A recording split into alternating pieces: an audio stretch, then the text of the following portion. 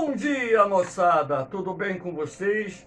Aqui quem vos fala é o professor Eugênio Bastos, canal Geogênio, a serviço dos alunos que gostam de estudar e passar em concursos.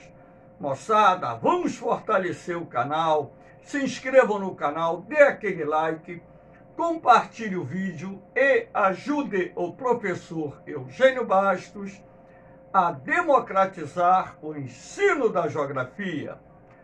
Moçada, no nosso encontro de hoje, iremos falar sobre a crise que envolve a Rússia e a Ucrânia.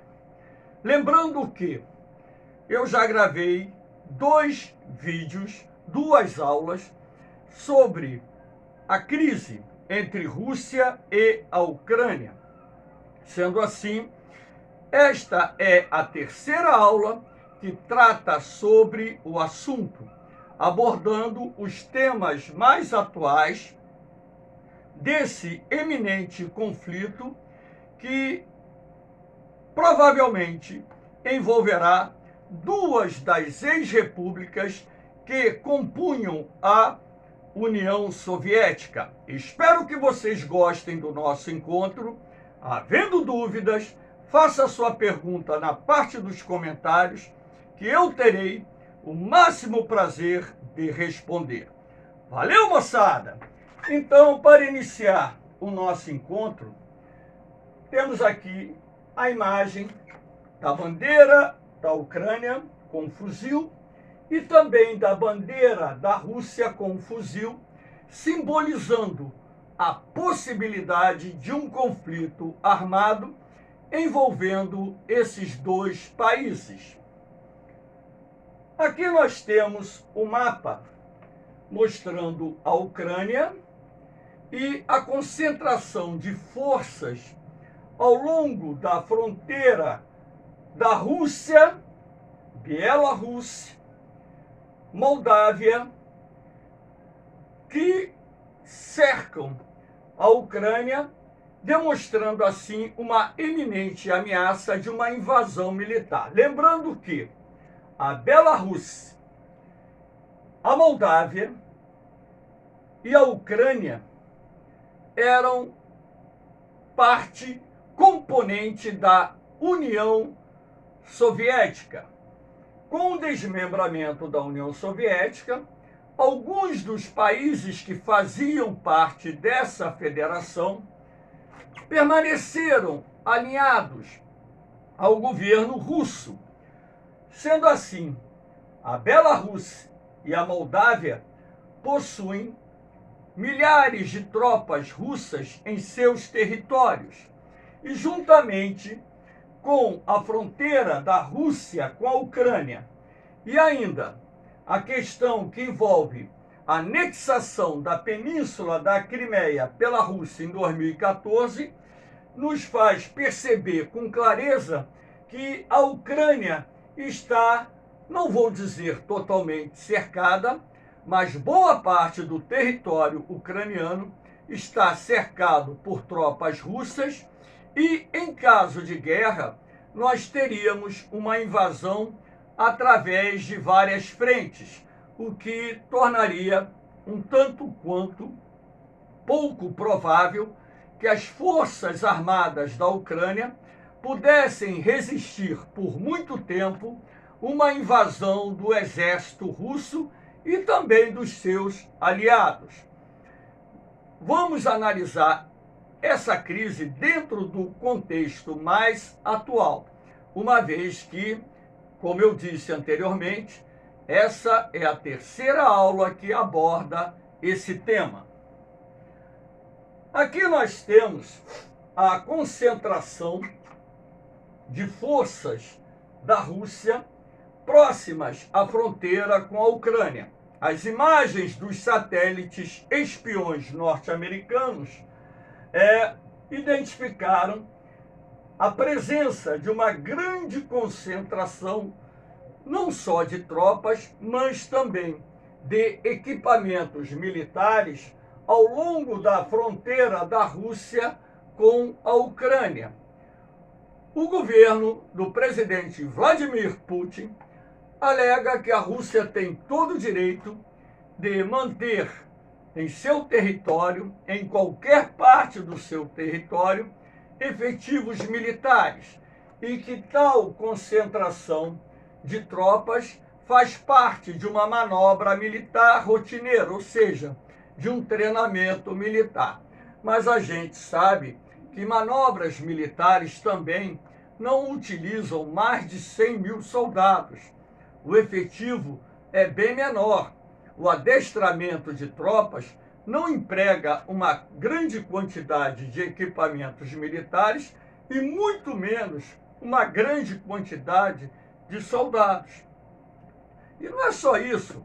Nós estamos falando de tropas terrestres, concentração de aviões de guerra, estamos falando do aumento da presença da Marinha de Guerra no Mar Negro, e sendo assim, tudo leva a crer que nesse tabuleiro de xadrez, os russos estão usando a questão da persuasão militar para pressionar o governo da Ucrânia a ceder e desistir da ideia de ingressar na aliança do Tratado do Atlântico Norte. Então, se, de um lado, essa concentração de forças pode indicar uma eminente invasão das tropas russas ao território ucraniano, do outro lado também pode ser entendido como uma manobra estratégica para pressionar não só a Ucrânia, mas os seus aliados do Ocidente e demover a ideia não só do governo ucraniano, mas também dos Estados Unidos e seus aliados da Europa Ocidental de ampliar a OTAN em direção à fronteira com a Rússia. No meu entendimento, esse conflito poderia ser evitado através de um acordo no qual a Ucrânia abriria mão do ingresso na aliança do Tratado do Atlântico Norte, a OTAN, e também no compromisso da Ucrânia em respeitar, juntamente com os rebeldes do leste da Ucrânia, os rebeldes separatistas pró-russos do leste da Ucrânia, do Acordo de Minsk. Então é isso que nós vamos também abordar no contexto dessa aula que eu estou gravando. Essas imagens de satélite são bem recentes. Aqui nós temos a chamada guerra híbrida. A guerra híbrida é aquela que não envolve necessariamente o emprego de militares num conflito armado convencional, que causaria, além de muitas mortes, prejuízos econômicos enormes e também, logicamente, isso causaria sérios problemas humanitários, inclusive gerando um êxodo, um movimento migratório em direção, por exemplo, à Polônia, à Romênia e outros países da Europa que são pertencentes à OTAN, e isso traria sérias consequências socioeconômicas não só para os países envolvidos no conflito, assim como aqueles países que, por questões humanitárias, recebessem os refugiados de guerra. Então, a guerra híbrida constitui um conjunto de estratégias que não envolvem diretamente uma invasão militar, aquilo que eu acabei de dizer. Um país pode utilizar meios que prejudiquem a estabilidade e a segurança de outro país, como vem ocorrendo nesse momento, onde a concentração de forças russas na fronteira com a Ucrânia gera tensões no mercado financeiro, insegurança dos investidores, instabilidade econômica. Olha só como esse movimento de concentração de forças ao longo da fronteira com a Ucrânia gera uma instabilidade econômica dentro da própria Ucrânia. Os recentes ataques cibernéticos têm atingido setores estratégicos como o energético, comunicações e outros.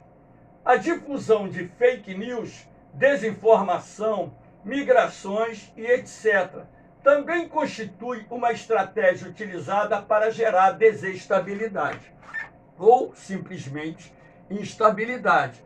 Então você hoje, através da mídia social, da mídia existente nas redes sociais, você difunde fake news que também podem ser um instrumento de desestabilidade política, desestabilidade econômica. Então, através dos ataques cibernéticos, você pode atingir instalações estratégicas, não só no campo militar, mas aquelas que têm um grande valor dentro da esfera econômica, gerando assim o quê? Problemas estruturais muito sérios.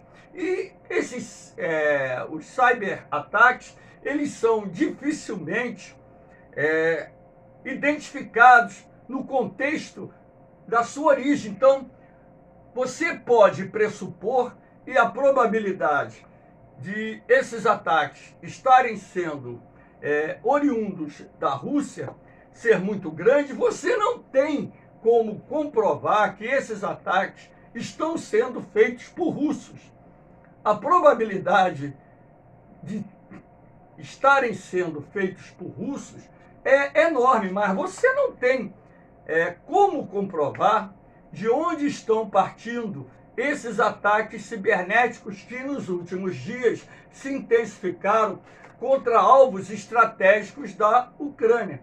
Então, a guerra híbrida é esse conjunto de estratégias que são traçadas por um eventual inimigo com o objetivo de gerar uma instabilidade política, uma instabilidade econômica, sem que necessariamente haja a necessidade de você empregar uma força militar para alcançar determinados objetivos. Na minha concepção, é uma estratégia que está sendo utilizada pelo governo do presidente Vladimir Putin e que também, na minha opinião, está surtindo efeito, porque além de gerar um aumento das tensões no leste europeu e provocar essa visão de uma eminente guerra entre os dois países, ao mesmo tempo, ela está provocando o quê? Um aumento dos esforços diplomáticos para evitar um conflito armado, através do presidente dos Estados Unidos, Joe Biden, através do Macron, o presidente da França, através do Boris Johnson, primeiro-ministro da Inglaterra, através do presidente da Rússia, Vladimir Putin, então, e outras grandes personalidades. Eu falei dos 4 mais influentes políticos dentro desse tabuleiro de xadrez, para se buscar uma solução diplomática para evitar uma guerra que ninguém quer que aconteça no leste europeu, porque essa guerra pode gerar uma desestabilidade muito grande e, inclusive, essa guerra poderia se propagar para outros países da Europa, gerando até a possibilidade de ocorrer uma terceira guerra mundial, que eu ainda acredito pouco provável, até mesmo porque as grandes potências têm armas de destruição em massa que seriam capazes de praticamente, se não aniquilar toda a vida humana no planeta, quase toda a vida humana seria duramente afetada por uma guerra em larga escala envolvendo grandes potências detentoras de armas de destruição em massa. Esse é o meu entendimento e, logicamente, cada um tem o seu entendimento e deve buscar suas conclusões em cima disso. Então, aqui você tem simbolizando a Rússia, o urso, e aqui você tem simbolizando a União Europeia, a camisa aqui da União Europeia, e aqui do outro lado, os Estados Unidos, porque, na verdade, o que envolve a questão da Ucrânia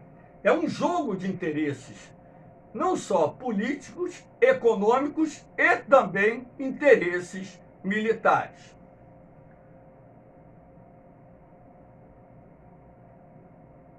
Aqui nós temos o tabuleiro de xadrez, representando aqui a bandeira dos Estados Unidos e do lado de cá representando a bandeira da Rússia. Então, na verdade, esse tabuleiro de xadrez envolve interesses das duas maiores potências militares do planeta. Sendo assim, a questão da Ucrânia, ela, na verdade, está dentro de um contexto de interesses geopolíticos, econômicos e militares que envolvem essas duas potências. Então, aqui eu escrevi o seguinte: a crise entre a Rússia e a Ucrânia está pautada na possibilidade da Ucrânia ingressar na OTAN, o que é inadmissível para o governo do presidente Vladimir Putin, que, em hipótese nenhuma, irá aceitar o ingresso da Ucrânia na OTAN. O avanço da OTAN em direção à Rússia ocorreu a partir da década de 1990, sendo fruto não só do colapso do sistema socialista no leste europeu, assim como o fim da União Soviética. A atual crise poderia ser amenizada com a garantia da Ucrânia de não ingressar na OTAN e um acordo entre a aliança militar, a Rússia e os Estados Unidos. Então, na verdade, a diplomacia ela pode funcionar desde que as partes envolvidas nesse conflito cedam e cheguem a um acordo para estabilizar o leste da Europa e, sendo assim, evitar um conflito armado na região. Aqui nós temos as eventuais sanções econômicas no caso de uma invasão russa à Ucrânia. A gente sabe que essas sanções econômicas já foram impostas em 2014 pelos Estados Unidos e seus principais aliados, após o governo russo ter incorporado a Península da Crimeia. Só que essas sanções econômicas não surtiram os efeitos esperados. Claro que a economia russa se ressentiu dessas sanções, sim, mas os efeitos foram bem brandos, até mesmo porque o governo russo foi muito ágil em fechar acordos com países da Ásia, inclusive com a China, que vem se transformando no seu principal parceiro comercial, se libertando assim, de certa forma, de um efeito mais duro para a sua economia em razão do embargo econômico, das sanções econômicas impostas pelos Estados Unidos e seus aliados à Rússia.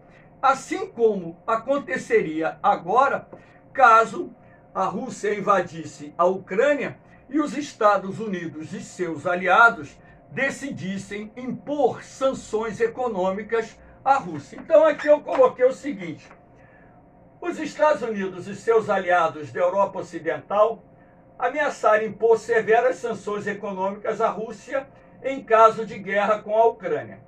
A Alemanha ameaça paralisar o Nord Stream, um importante gasoduto, se a Rússia invadir a Ucrânia. O gasoduto não foi nem inaugurado. Agora, a Alemanha é fortemente dependente da importação do gás natural proveniente da Rússia.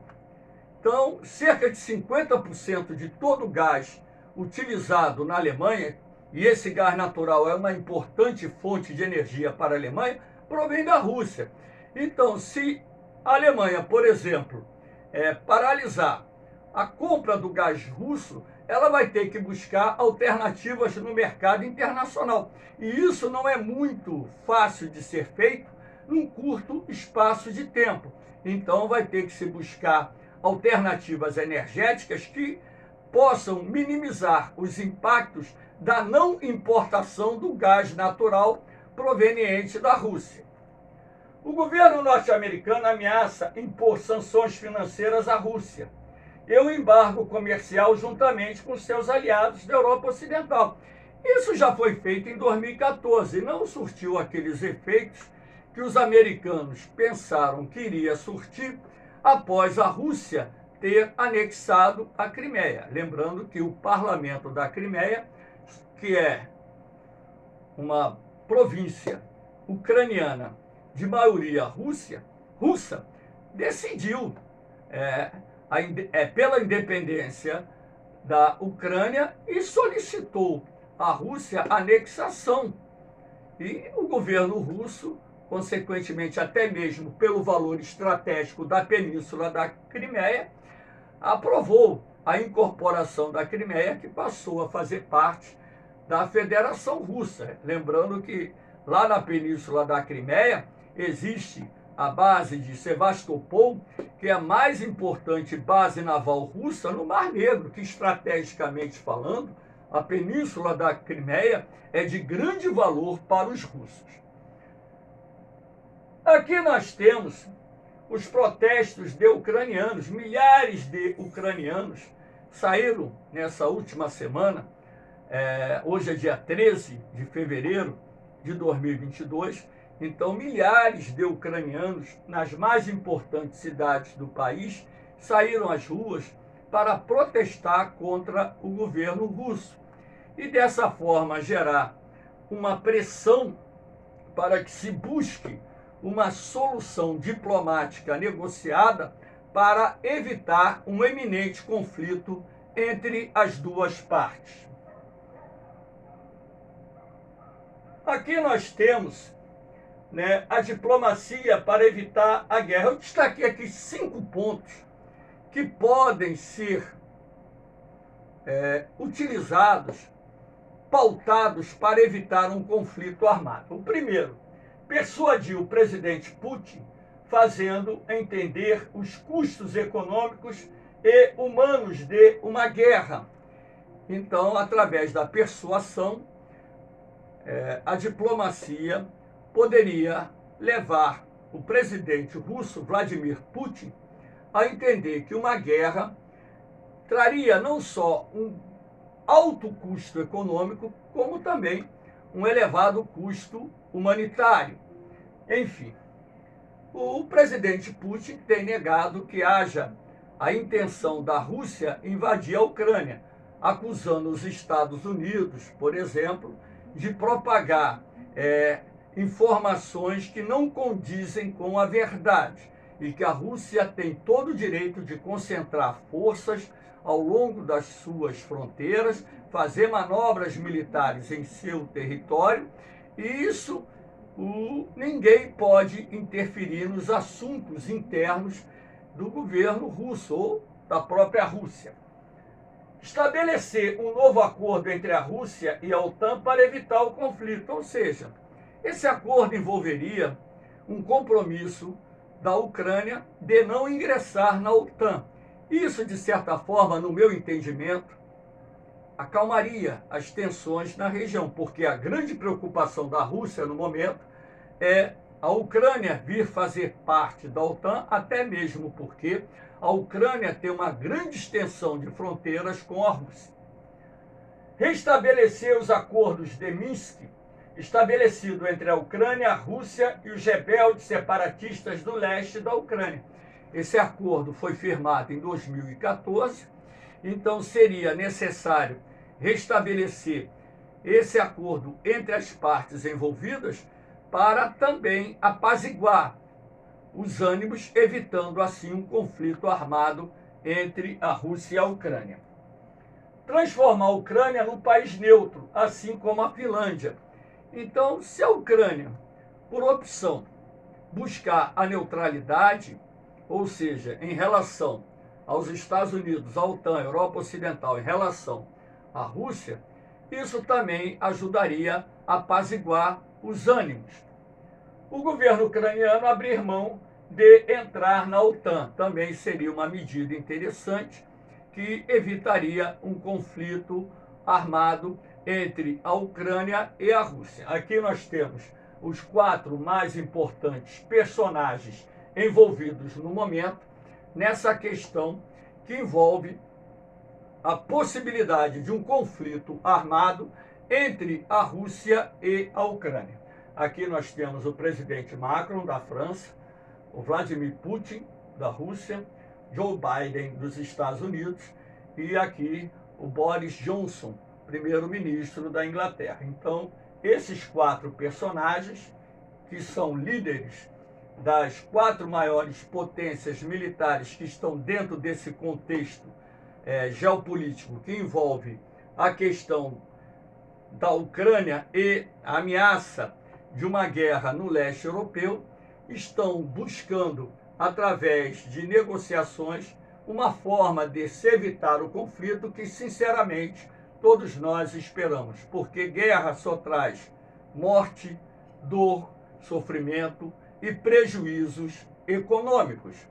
Moçada, aqui mais uma vez estou deixando meus grupos lá do Facebook, onde vocês podem pedir o acesso. Em cada grupo eu disponibilizo os meus materiais, meus módulos de apostila, as provas comentadas, sem custo nenhum para vocês. Por quê? O canal Geogênio só tem um objetivo: ajudá-los a se preparar no concurso, se preparar para o concurso e também ajudá-los a obter o resultado e conseguir realizar os seus sonhos. Então, a única coisa que eu peço em troca é que ajude a divulgar esse trabalho, lembrando que o meu canal não é monetizado, não tem fins econômicos e ele foi criado com um único propósito: ajudar o aluno que gosta de estudar a passar em concursos. Valeu, moçada! Um forte abraço em vocês, um beijão no coração. Eu vou, mas eu volto, hein? Fui!